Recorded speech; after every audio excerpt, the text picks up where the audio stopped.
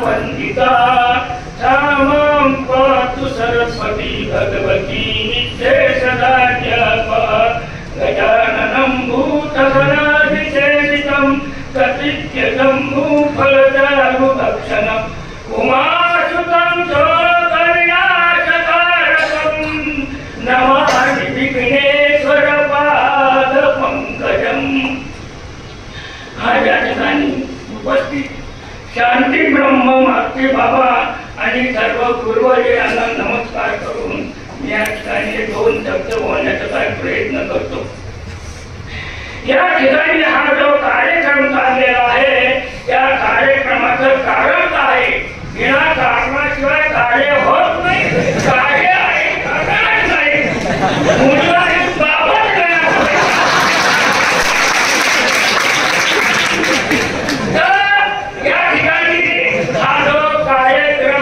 आयोजित केलेला आहे। हा कार्यक्रमाचा निरोप समारंभ आणि पुढे आहे गुरुपूजन सोहळा। निरोप समारंभ आता 4 वर्ष झालेले आहेत। आता कीर्तन आणि प्रवचनाच्या परीक्षा झाल्यानंतर आता विद्यार्थी बाहेर पडणार निरोप घेऊन, मग काही घरी जाऊन सावधान होणार।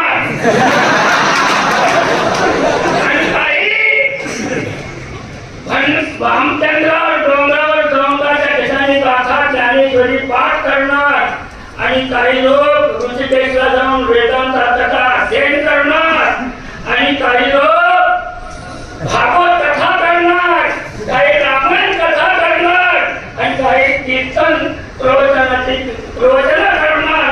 त्याच्या पहिलं त्या ठिकाणी गुरुपूजन सोहळा काय त्या ठिकाणी काय ठेवलेला आहे।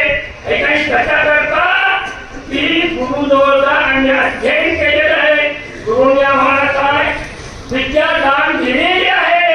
त्यांच्या उपकारातून उत्तीर्ण होण्याकरता या ठिकाणी हा गुरुपूजन सोहळा ठेवलेला आहे।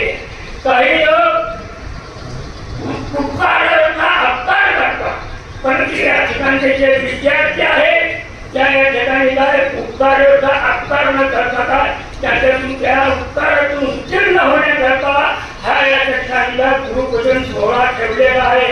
काही उपकाराचा अपकार कसे करतात? एक विठ्ठू पाण्यामध्ये वाहत चालला होता, त्या देवकुलीला दया आली आणि तिने आपल्या पाठीवरून त्याला काय किनाऱ्यावर आणलं। किनाऱ्यावर आणल्यानंतर तो दाखवता माझा प्रभाव तुला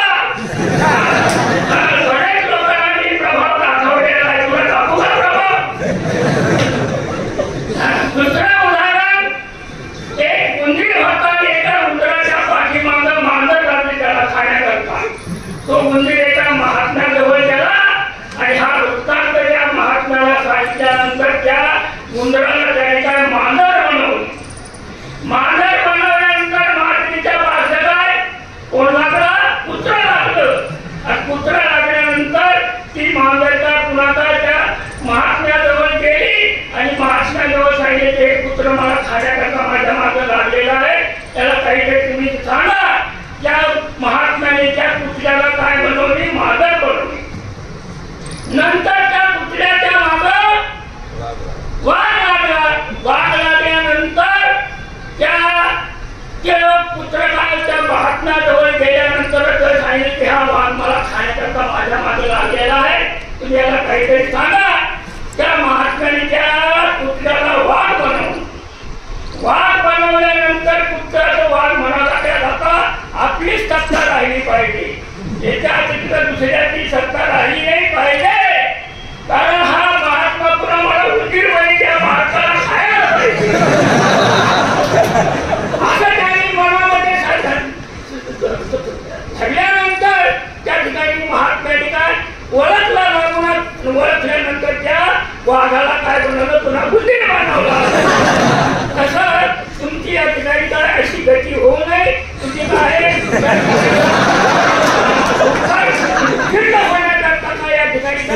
गुरुपूजन सोहळा ठेवलेला आहे. कारण जे का अपकाराचा अपकार करतात त्यांना फार वाईट गती प्राप्त होते. काय गती प्राप्त होते? त्यांना मशानामध्ये त्या वृक्ष व्हावं लागतं.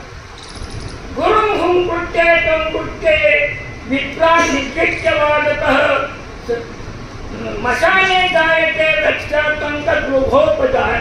हे विकह त्या ठिकाणी त्याला काय त्या मशानामध्ये काय व्हावं लागतं? वृक्ष व्हावं लागतं. आणि त्या वृक्षावर कोण बसतात? चातक बसतात का? मग कोण बसतं? आणि बिलाडे बसतात, कावळे बसतात, कुणाला बगळे बसतात, कुणा घाई बसतात. त्या ठिकाणी काय सेवन करतात? त्या ठिकाणी दुधाचं सेवन करतात का? त्या मांसाचं सेवन करतात. मग त्या ठिकाणी त्या वृक्षाला चांगलं वाटेल का?